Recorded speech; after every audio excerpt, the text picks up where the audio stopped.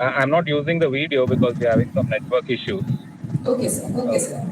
Most Reverend Father Joshi, who is the principal of this college, Dr. Verghese Anthony, the vice principal, Dr. Anu, Dr. Vinit Chandran, the secretary of Indian Accounting Association, Alapura branch, Dr.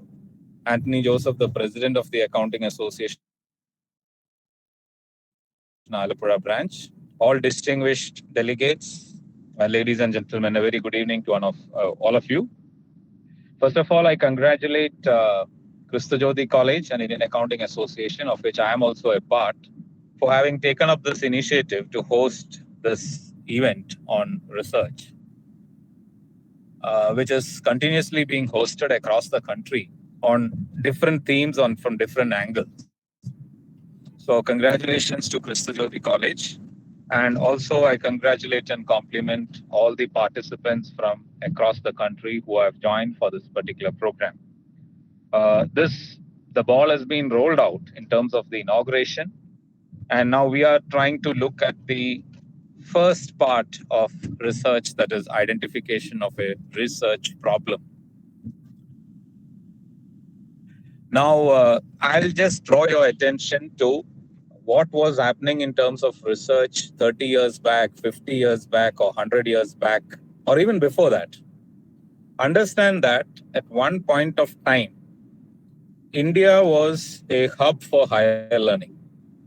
Today, we don't find a place among the first 100, 200, 300 institutions. We are just struggling. But there was a time when India was a hub for higher learning, and India was what you call, one among the developed countries of the world. Now, from that state, slowly we have had some problems. And today we are talking about intellectual property, of which research is one element. Now, leave alone centuries back, even if you take 50 years back, what were the interventions in terms of quality research? It was very minimal. We never had anything like coursework. We never had anything like plagiarism check. We had never had anything like publication requirements. And we had research. We had research which was looking into some output which had its own quality and its own limitations. Then we started off with this allegation and problems in terms of quality. And every now and then, whether it is from UGC, whether it is from DST, whether it is from ICSSR, all these agencies consistently they keep talking about decline in quality and interventions. So a lot of interventions came. We started looking at interventions of all kind. Interventions in terms of coursework being mandatory, or plagiarism check being mandatory, publication requirements, annual assessment, doctoral committees. So many things have been done down the line, which I think all of you will be knowing, those who have joined for the couple of years. Uh, so, and after all this, we still keep complaining that quality is coming down. So, what has actually happened? That is what I'm trying to draw your attention to. It is not that we are lacking in terms of technology. We never, even maybe 40 years back, we never even had the internet. We never had anything to we never had developed formatted search engines as we have today. So, technology wise, we have grown a lot. Facility wise, ecosystem wise, we have grown a lot. But still, where do we actually lack, and why is this problem of quality research still standing out to be so prominent? Now, the basic issue which I see is our looking at the process of research only in terms of degree or attainment of certain uh, personal agendas which we have for us. That means I need to get a promotion, I need to get a job, or I need to get a placement, so on and so forth. So, what happened? We started looking at all these things as means. Not that we should not look at it, we should look at it, but the knowledge creation part of it went to the backseat. So, it became a ritual. You said coursework, so coursework became a ritual. You said annual assessment, we came to do it. We came to do publication, we came to do all these things in terms of just means to reach this particular ritual. Now, today we are discussing identification of a problem. Let me tell you that a good research, if you are trying to look at knowledge creation, must have within itself, engraved in itself, a research problem. Now, this research problem is not something which we create. Research problem is not something which you just write in a synopsis. Research problem is a problem which somebody somewhere faces. It is a reality. If you look at all great innovation, all great inventions, all great discoveries, it has come from a basic necessity which had existed somewhere. Let it be the aeroplane, let it be the penicillin, let it be the steam engine, all these things. Certain need which existed somewhere called for solid concrete research. Even if you look at the genuine research which is now going on in terms of the coronavirus on the COVID pandemic, it all started from the gravity and intensity of what we are currently facing. And then it grew into different dimensions. When there was good health science research on the virus, there was economic research on the economic impact of the lockdown. There was research in psychology on mental well-being. There was research in terms of education, in how it happened, what is its impact on education. So multi-dimensional impact was something which came out to be in existence. So what I'm trying to bring across here is research actually got initiated from human necessity and human need. Then that was there. The subsequent part of how are you going to find that out? Definitely that is important. That became very, very relevant. So all basic research, all good research need to have in it an action or an application element where we are trying to address something. Even when it is in literature or language or poetry or plays, it all addresses something which is perhaps, it need not always be in terms of a concrete product or a service. It can even be in terms of culture. It can be in terms of society. It can be in terms of policy. So there is something which is felt necessary and that which we address in order to fill that gap. It is here that we need to understand a research problem. A research problem. And how do you identify this? That is the theme that we're looking at. We don't identify it to write something in a synopsis and submit it for getting clearance in the first doctoral committee for research. We identify it by keeping your ears and eyes open into what happens outside. The biggest quality of a researcher is keeping your ears and eyes open into what happens in the environment around us. If I'm in commerce, I'm looking at what is happening in industry, what is happening with micros on organizations, what is happening with profitability, what is happening with capital market, what is happening with micro enterprises, what is happening with entrepreneurship, what is happening with finance, taxation, so on and so forth. So in every discipline, the same thing. We keep our ears and eyes open onto what is happening outside. So let us understand that this is the biggest quality of a researcher. Scanning the environment and trying to see what is actually necessary there. This kind of a research is not always associated with academics. Let us understand that. The tribes who live in the forest experience snake bites, and they use their own shrubs and herbs and leaves and root trees and have their own tribal medicine to neutralize venom, although they might not know the theoretical biological combination of what is actually happening over there. So also the fishermen who go into the sea will be doing some sort of research.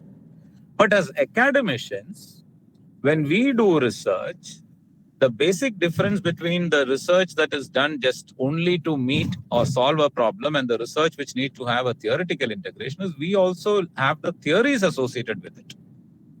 So In that sense, research is essentially a blending between theories inside and happenings outside.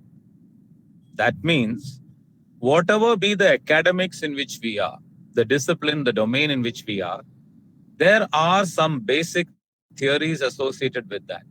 When I internalize the same, when I introspect over the same, when I ponder over the same, and I look outside, that looking outside, the second part, looking outside is where I try to find out a problem. Once I have found out that there is a problem, I try to link it with something that I have learned. Whether this economic impact of this COVID has got something to do with the theories of finance which we have learned, or something to do with the entrepreneurial issues which we have learned, or something to do with the cultural diaspora that we have learned. So look outside, try to identify something, and then try to blend it or link it with a theory. That is where you identify a research problem. We don't be, or we are not supposed to act as creators of problem. This can be done basically with two models. I'll quickly discuss these two models, and that actually will be the track to the research process. Number one, this scanning of the environment and identifying what is there for you to learn and research upon comes through what we actually call a funneling model, because it has the properties of a funnel. What is a funnel? It is actually used to pour liquid into a container. It has a very broad top. From there, you narrow down, and come to a point. That tip or that point is the research problem. That means I look into a broad area. That broad area, maybe it is in finance, maybe it is in marketing, maybe it is in HR, or maybe it is in literature, or maybe it is in applied economics, or maybe it is in polymer chemistry. From this broad area, I try to come down into a specific issue. I come down to a specific problem which comes down there. Say from finance, I try to identify something which is in banking. From banking, I try to identify something which is in non-performing assets. Then I relate to what is happening in the industry in terms of non-performing assets. Then I try to relate this to profitability and the viability of banking. Now I'm coming to a problem. This is model number one, where from a broad theme, I come into a very specific research problem. Now, when I'm doing this, I need to look into a basic issue of researchability. Researchability means trying to look at what is known and what still remains to be known in that area. If I'm saying non-performing assets, or if whatever be the theme, what is known in that? What has been already said in that? What has been established in that? What has been theoretized in that? And from there, what is that which I intend to make known now? If you look at all great, as I said, all great innovations and innovations have come in that form. They will say that this is what is existing, this is what is known, and this is what I would like to make known. In fact, that is how even a hypothesis comes. It comes from the problem. The word hypothesis is a combination of two words, hypo, less than, and thesis, which is something which is empirically tested and established. So, what is happening here? Researchability means I'm clearly establishing what is known, and I'm saying this remains to be known, and there is a research gap. If there is nothing to be researched, if there is nothing which is unknown, which you're making known, the issue of plagiarism will come. You will state something which somebody else will say, which is already known, which has already been stated. Somebody else has already established this. So there's nothing new in it. There is nothing which is unsaid, which you are now saying. And that still remains as a problem which you are not going to establish. And you, for the sake of it, you will say this was done in that area, I did it in this area. This was done with that plant, I'm using a different plant. This was done with that tourism product, I'm using the different. So you are just struggling to establish a gap where there is no gap. Those are the specific issues which we actually need to ponder over. Look at something researchable so that you reach the tip of that funnel and establish for yourself a clear-cut research problem. This is actually what we talk of when we are saying identification of a research problem. A second model is just the opposite of funneling, which we actually call out or talk about as ballooning. Ballooning. It has the properties of a balloon. Something which is initially very small is blown up. Now, just when we talked about the funneling model, what was there on the top in a funneling model is that which is actually a broad area. But what is there in a ballooning thing is a specific experienced problem. When I said COVID pandemic, when I said lockdown, when I said loss of jobs, I'm talking about something which is specifically existing and how actually we go, to explore how this can be further ballooned up.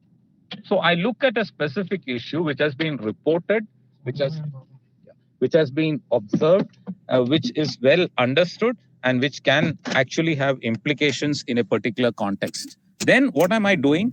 I am trying to see how this can be further developed, further enlarged, and made into something which is actually having its own implications in a given context. So this is actually what we do actually in a ballooning model. Just a minute. Huh?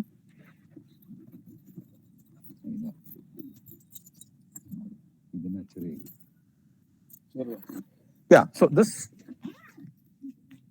is this is actually what we are doing when we are talking about ballooning. We are expanding the dimensions or the horizons of something which is important. Which is important when we are looking into linkages. And it is here that we actually look into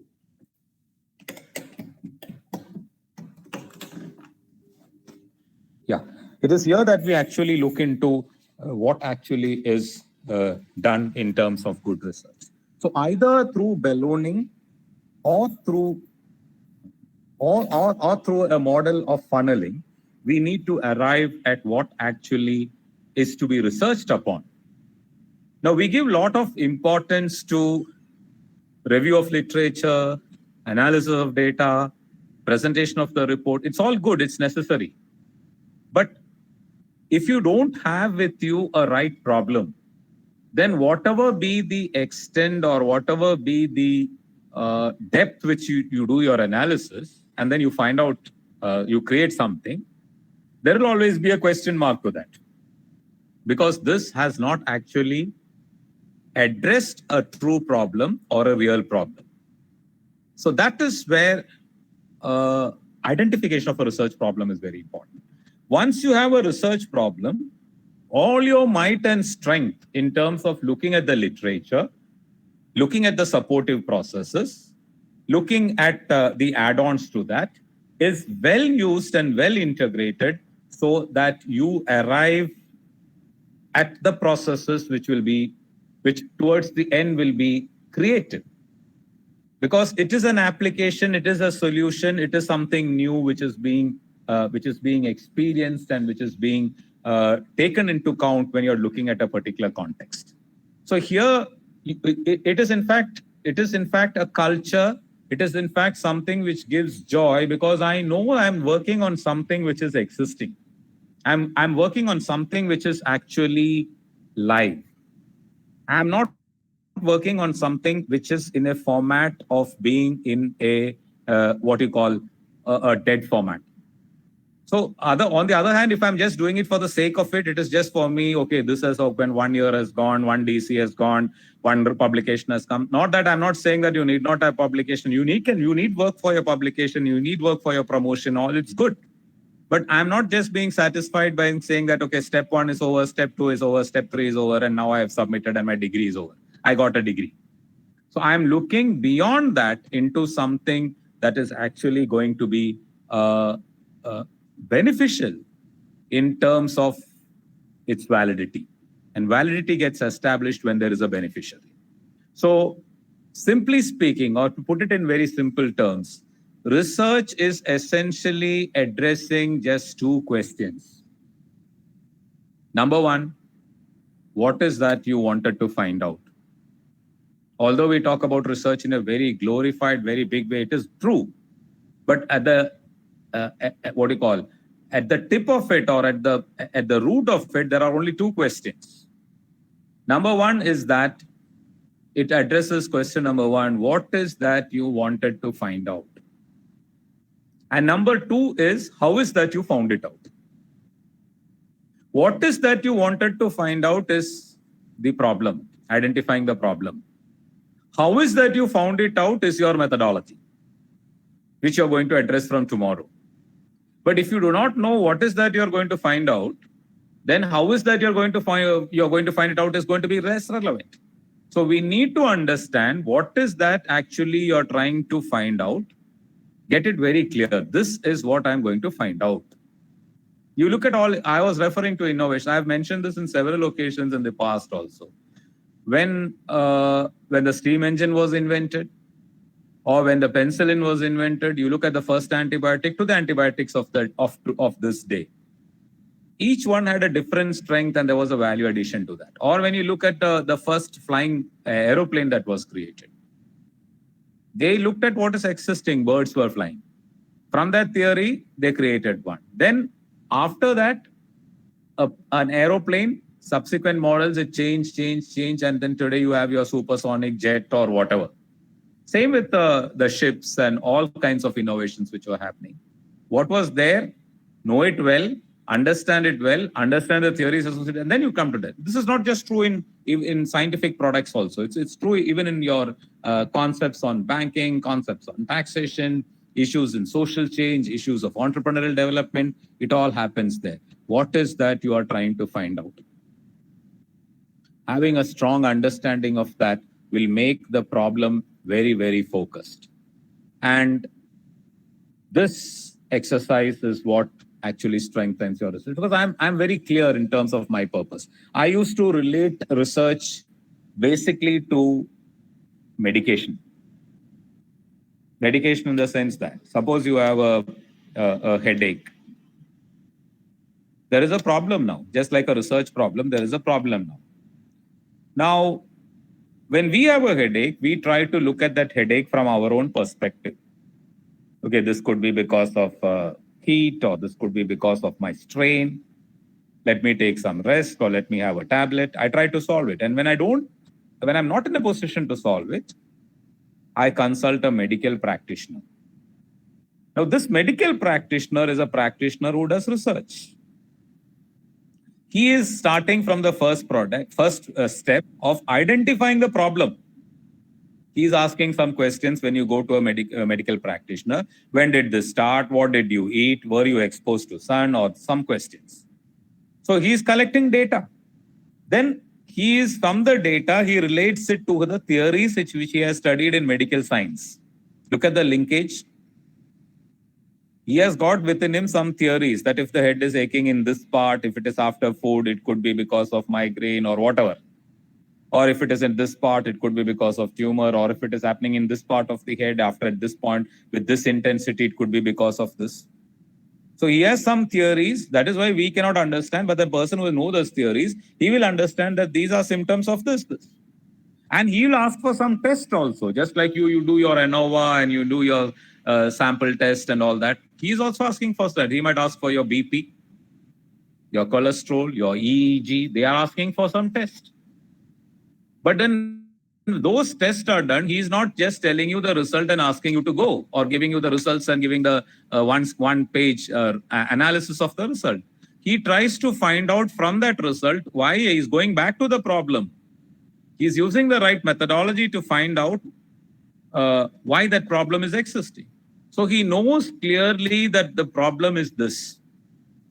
Then he does all that. His methodological aspects are directed towards finding out why the head is aching. Then there goes the resolution. So what I'm trying to say here is a problem well defined is actually half solved. If the problem is well defined, it is half solved. If you have not identified the problem, then the medication, you might give the wrong medicine, you might ask for the wrong test, you might use the wrong tool. Same thing happens in our research. You have identified something which is perhaps non-existing. Then the data that you collect might go wrong. The analytical tools that you use might go wrong. And you are only in pursuit of, okay, let it be right or wrong, I must get a degree at the end. So it's very crucial, either through funneling or through ballooning model, you need to have a well-identified research problem with you. You need to have a well-identified research problem with you and make yourself aware about the processes that subsequently go into its resolution. So we need not transform the entire world or create a sea change around, but we can look for issues which are there around us, small and big, try to relate them with the theories that are associated, and try to see whether there is a gray area, an issue which needs to be solved in a specific context. That is what we are talking about in terms of identification of a research problem. So it is very specifically knowing what is the basic issue. That's why we are saying statement of the problem. Sitting in many committees or in many vivas, all of us perhaps have experienced this. Statement of the problem is given, maybe in one para, two para, one page and all. But even after that, we don't understand what exactly is the problem. So how important it is to know what exactly the problem is and how precisely the resolution can come is what actually happens in identification of a research problem.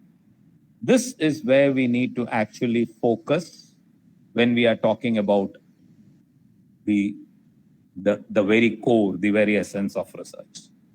Having had this in a very solid form, in a very precise form, the rest of it becomes relatively easy. We are comfortably placed in the journey towards knowledge creation because we are doing something which is valid, we are doing something which is meaningful, we are doing something which can be appreciated in a context. This is what actually happens when we are talking about identification of a research problem.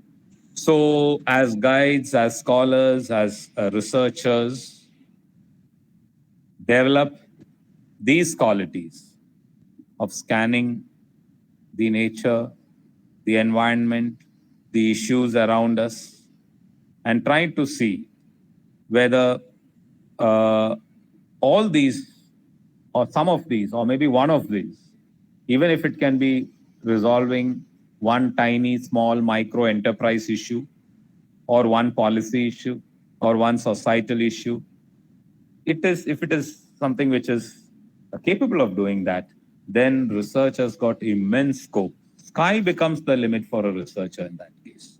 This is where we need to integrate ourselves.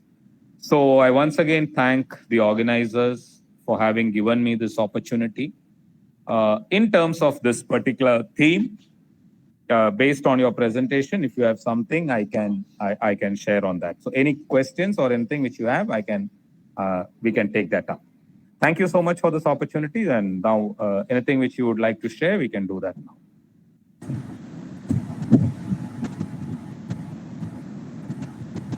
Participants can ask the questions right now. It's for the Q&A section.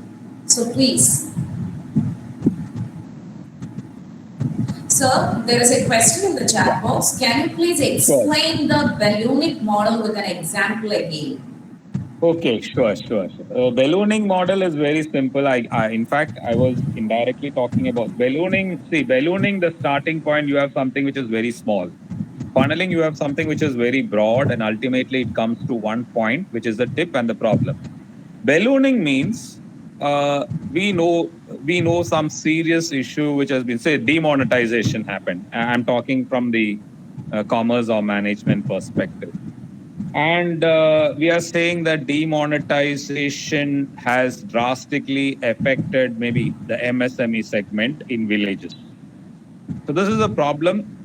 The problem is not something which actually is something which you have actually caught hold of. It is something which is reported. You're talking about the incidence of dengue fever in a particular hamlet or a particular village. Lots of cases are getting reported there, lots of people. So this is reported. It's an established problem, reported problem, literature-wise stated problem, but nobody knows why it is happening. So based on the theoretical backing that you have, based on the literature which you know, you believe that I will take this up for greater learning. So what will I do? I will try to understand the instances, incidents. I will try to understand implications. I try to understand impact. I will try to understand what is happening because of this. Slowly, I am blowing the balloon. And when the balloon is fully blown up, now I know this is what is happening because of it. Now, in research, we are not always resolving things, but we are giving knowledge, or we are giving inputs on how it can be resolved. So when I have blown up all dimensions of that problem, now I am saying this is happening because of this, and this is how it can be perhaps resolved or minimized. This is what we mean by balloon. So this is one example I talked about already. Many other examples which have come up. There are a number of studies currently which are happening on different dimensions in terms of employability, in terms of use of funds, in terms of how there has been different aspects of industry running out of proper stocks or working capital issues. So issues which are reported. That's why most of the media are talking about issues faced by some sector, faced by some state, or faced by some types of organization. So I take it up and I blow it up. I'm blowing it up with my theories. I'm blowing it up with my understanding of implications. I'm blowing it up with more data. I'm blowing it up with more survey inputs. And from that, I'm saying through my analysis that this is why it happened. This is how it could have been reduced. And this is how I believe it can be solved. This is what we actually mean by the ballooning model. Sir, we have an interesting question right now, which are the present problems of the research and research process, which are taking before COVID and after COVID. That is how COVID pandemic will affect research process. Okay. Earlier, I was talking about problems associated with the COVID, but now your problem is, what you have now talked about is how COVID perhaps will create a change in the dynamics. Yes, it is true in terms of looking at new normal. I'll just give one example. We were talking about a very, what we call a global village. In all disciplines, for that matter, global village. That means everything is going to get liberalized, privatized, globalized. Technology is going to integrate everything. Free movement of goods and services is going to happen, and whatnot. That means the world is going to become a village. Anybody can talk to any other person in any other part of the world with almost no cost.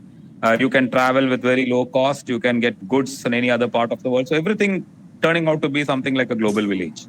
Suddenly, when the COVID happened, what we understood that when everything was getting technologically integrated, even now, like now what we are doing, technologically things are getting integrated, but physical movement of goods and services perhaps can be curtailed.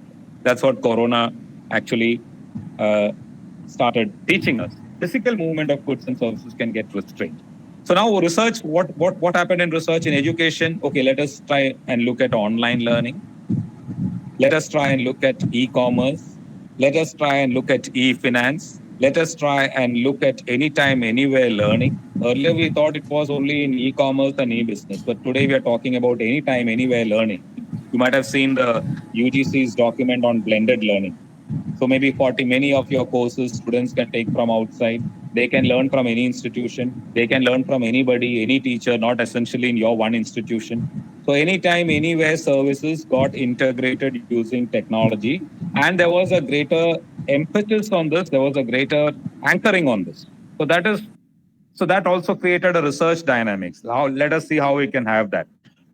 I don't know whether you know that lots of areas are coming up, opening in that level. Say, for example, telemedicine, telemarketing, your practices, professional practices. I know lots of counseling people in Trivandrum are now getting patients even from USA. Earlier they could, because it was like the patients must come and visit the clinic. And in areas like psychology, this has got lots and lots of scope, because many people who are affected with different issues, they would not like to reveal themselves. But if I were to go to a clinical psychologist or to a psychiatrist, or maybe with some issues which without revealing myself, it's not possible in the conventional mode, because everybody will see me going to that place and all that. So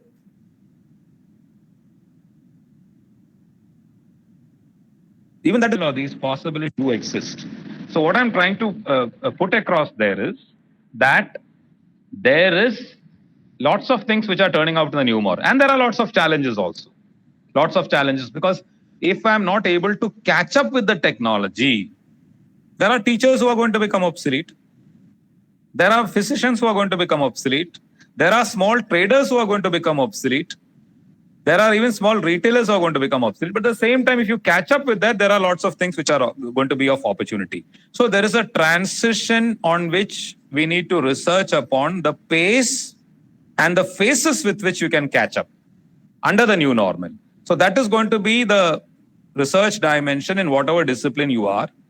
There is a set of opportunities which through technological integration you can take advantage of.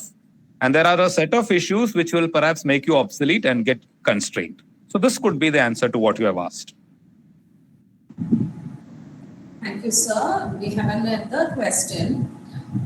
Is it mandatory to develop a theory? If yes, how to develop a theory in ballooning model? Is it mandatory to develop a theory? See, when you're talking about a theory, there is some, as I said, all that we talk about in terms of theories is a movement from what is existing, what is known, to what you're further making known. See, there was some of the theories perhaps will have to be rewritten.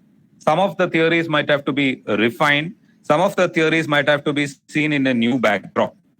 Now, is it always necessary to develop theorize something? Yes, in terms of new knowledge, if I'm talking about new knowledge, there could be something new that you're stating, which was not said earlier. And that will be seen in a particular context to be relevant. That is more true in the case of social sciences, where I'm saying that something gets relevant or something turns out to be more relevant in a particular context. So whether you should develop a new theory, if that theory stands out as true knowledge, yes, it should happen. Something new must come. If you're saying research, something new must come up from what was said. It can be an addition. I'll just give one again, talking in a way about, let us say, somebody who's doing research in HR. You want to do research in HR and you're taking up something like motivation. There is a theory which Maslow said. Now, what McGregor did, he said X and Y. It was what you call a version of what happened over there. Then you have what you call two-factor theory, Herzberg's two-factor model. Again, it's a modification of that. So he developed something new. He said something new. If you look at outcome-based model of education, we are talking about the Bloom's taxonomy. It's a theory. But then the solo was another theory which somebody said, okay, a different modified way of it can be used in another way. So when something new develops, there is a new way of looking at it and a new way of approaching it. And that is what we call as a new knowledge that comes out. In that way, in every research, there must be something new, something creative, something different from what is existing, what is said so far. Yeah. I think you're not audible. I can't hear you. Sorry, sir. Yes. How internet revolution has changed research process? That is before internet. I think I've already mentioned that internet basically has the World Wide Web has given lots of emphasis. Look at a literature review. That will be the best answer to what you asked. Literature review 30 years back, literature review today. Literature review during my times, I think many of you perhaps might not be even knowing that. Only those who are seniors will be knowing that. We used to have rectangular card system. Go to libraries, to pull out the different journals and books, read them, reduce them. At that point of time, even Xeroxing was a bit costly. And you write it in rectangular cards. And every research scholar or researcher used to have a stand which has hundreds of cards which are placed together. That is how erstwhile what you call review of literature was taking place. And then you reduce it and then you write based on all the cards that you have. Today, how is it? You use Google Scholar. You give the main themes, sub-themes. You get thousands of studies coming out. You have e-books, you have e-libraries, and today you have what called digital libraries in which I just give a theme.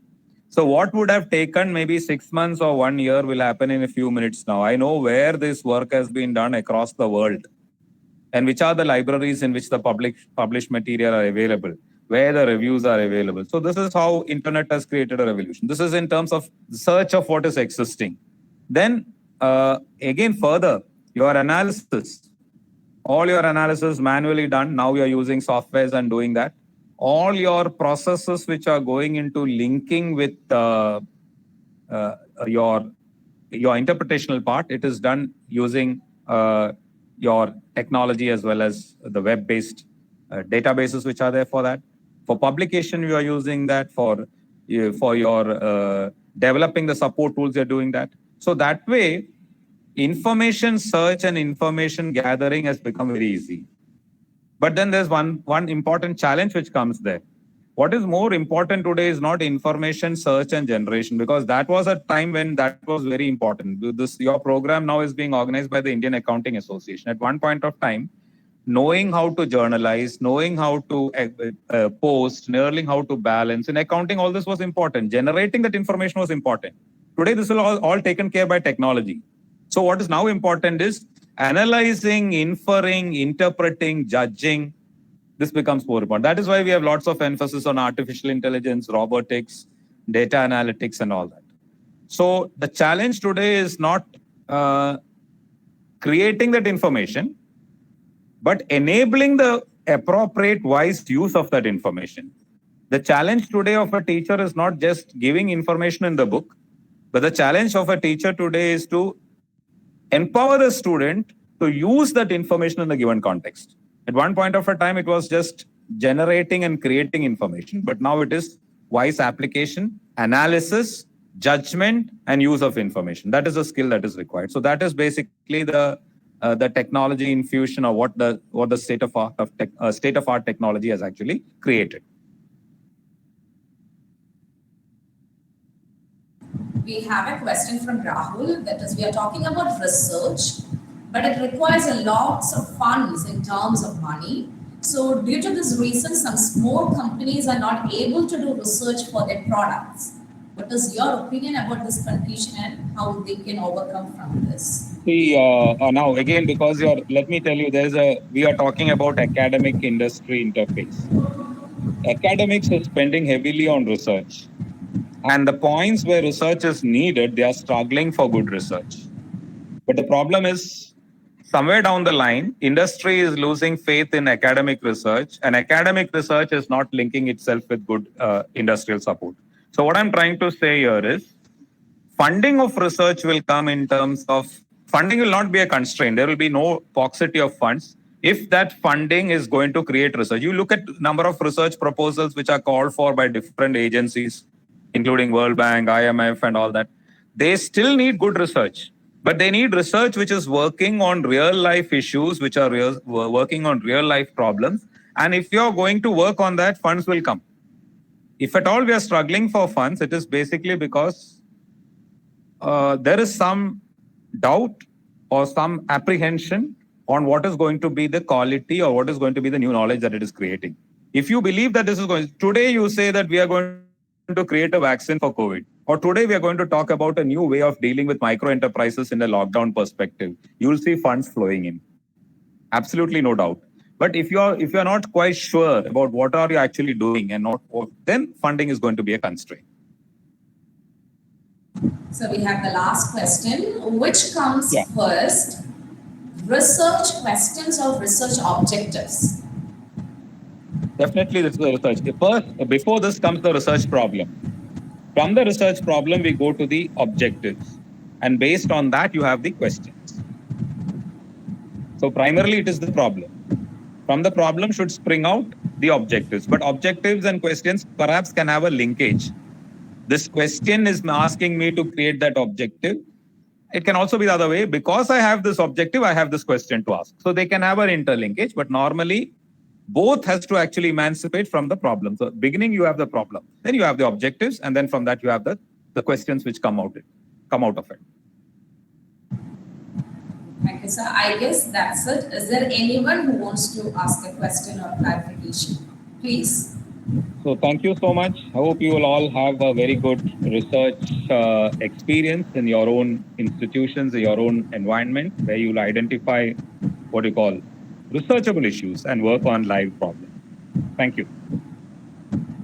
Thank you so much, sir. So that was a great section. I must say that I hope everyone got a clear-cut idea on identification on research problems. Highly engaging, sir. So now I call upon the IQAC coordinator, Dr. Anu Anthony, a diligent faculty of Prasuchodi College of Management and Technology, who turns up this webinar series with her true spirit and guidance.